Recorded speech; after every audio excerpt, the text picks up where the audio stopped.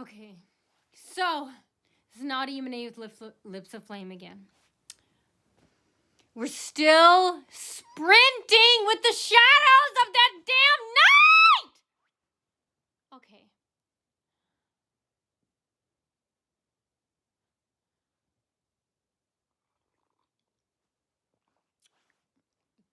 Okay, so we're running here. We're running out of the doctor's office. Anyway, so what part am I on? It's so hard to continue off when the fucking video stops and I have to post it! Ah! And I can't even download the fucking app because I'll get hacked. Where you can download, 8-hour videos? See how much trouble they cause me? But it doesn't make me want to commit suicide. It makes me want to fight even harder. So, yeah, that'll turn into a dying flame. Not. I turn into a blaze and a blaze of glory that never burns out. I turn into a fucking forest fire, and you'll never put me out. So, duh. So, good on you. Snap to the zag. Anyway. Oh my god, I'm so fucking thirsty. Okay, so anyway, hopefully I can finish in this video, because I'm really hungry, you know? So, then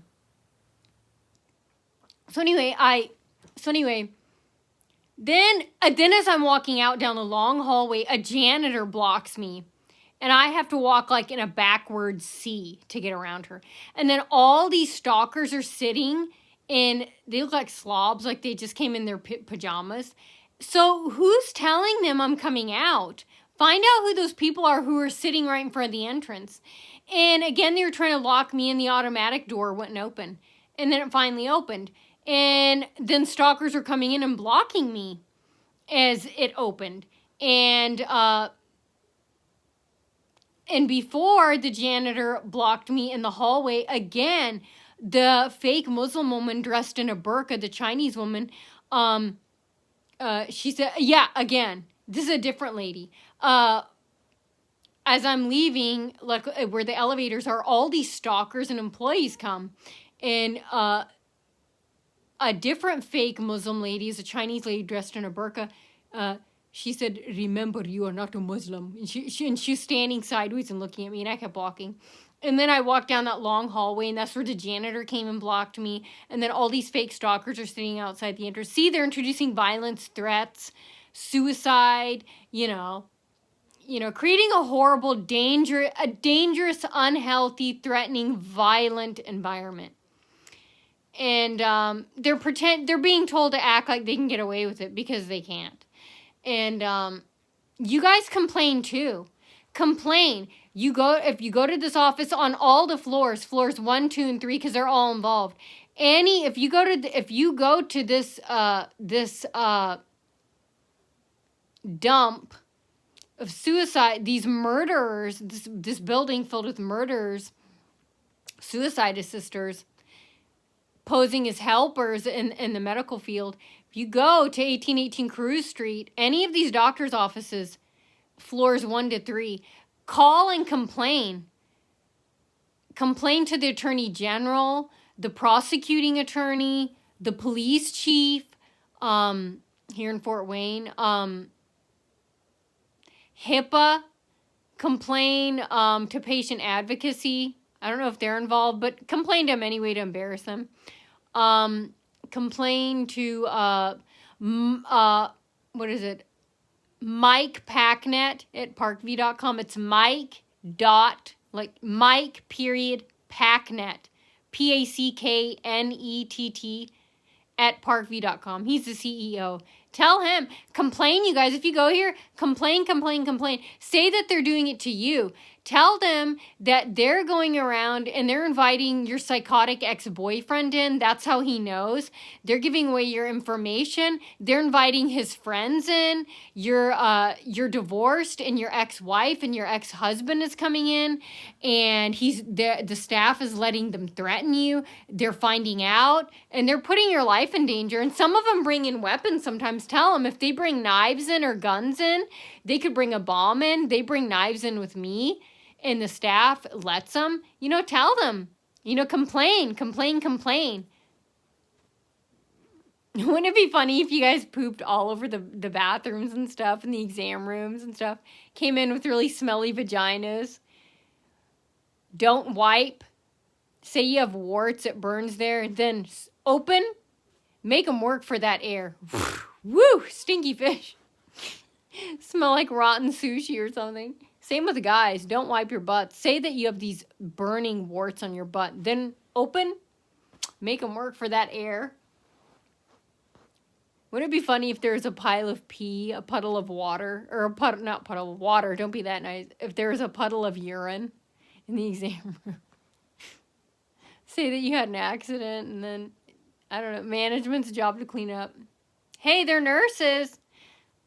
They did it for bullying and for the money. Hey, they have to take the good side of the job, which is wiping up the poop. Anyway, as I was saying, okay, so when I was walking out, when I got out there, again, this car was backing out. They tried to crash into me. So someone told the car, find out who it is, get their license plate. It was a big white car, and they were told to almost back into me. They almost murdered me out of a parking spot. They were blocking me from getting to my car, and they nearly ran me over. And someone told them I'm coming out. Who is that? Get their license plate number. And then again, they were honking, beeping, surrounding me with their cars, blocking me. And then I finally got out. They're driving around me. And again, all the parking spots are blocked. Find out. They're not real patients, and that's grounds for termination. Find out. How long were they empty before I came? You might find something there or something more.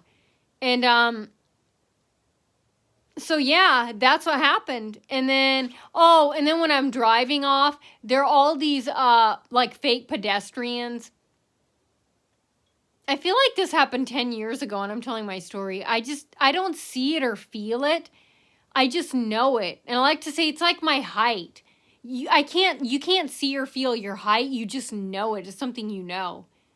And it just feels dead and buried. And I'm just telling my story. Even though it happened today, it feels like it happened like 20 years ago. And they're going to hate me saying that. But yeah. And you're still not getting anything out of it. Woo! So that's my thing, you guys. Fight to the fuck. Don't ever give up. And remember to drink that wine. Or whatever you do at night to relax. Or smoke that cigarette. Smoke that big cigar. Or smoke that pack of cigarettes. Or, eat that licorice or lime candy. Or, watch Jason Voorhees. Eat that Thanksgiving turkey, So, yeah, you guys. I was so scared, too. They were just yelling and threatening me. I try and find, the good parts about it, That's why I try, I'm a happy person, I want to see how I die. I want to see what happens. I would never commit suicide. I want to see how I go out in life. Will I be murdered? Will I die an old lady in a warm, soft bed? What will happen to me, I can't, that's the thing. I'm like, I can't believe you dumbasses thought this would make me commit suicide. And that's what I want to ask other victims. If there are other victims out there, are you a part-time weekend thing now? Are they still stalking you and stuff? What's your story? Let me know. Yeah, did they do this to you? Are they still doing this to you? Are they doing this for like a couple hours on a Saturday and Sunday, and I'm a full-time job for them and you're a part-time weekender to them? Yeah, that's a good question, people say. And then I'm like, so did they succumb to their blackmail, or do they still do what offends the stalkers? And people tell me they probably still do. Yeah, so are they still stalking you? This all started with Stacy at Home Depot.